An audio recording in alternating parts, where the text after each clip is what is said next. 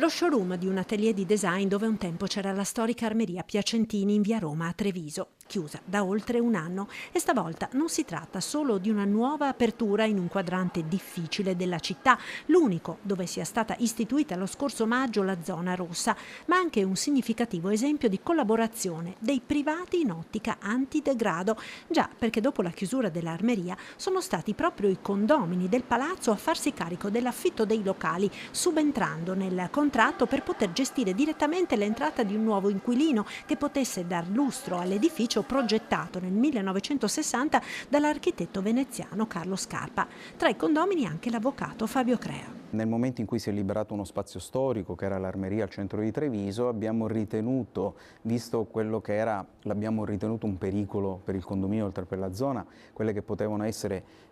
ingressi di attività che sommate a quelle che già ci sono avrebbero creato ulteriori assembramenti pericolosi, eccetera, eccetera.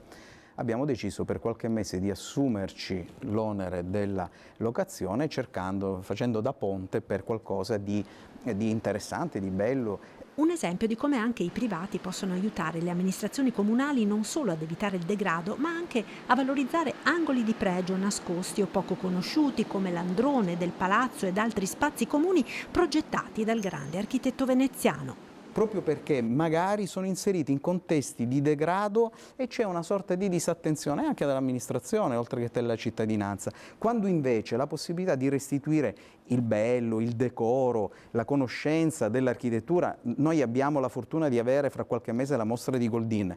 Quella è importante, non è solo quella, a Treviso ma in altre città del Veneto abbiamo esempi di questa natura che vanno valorizzati.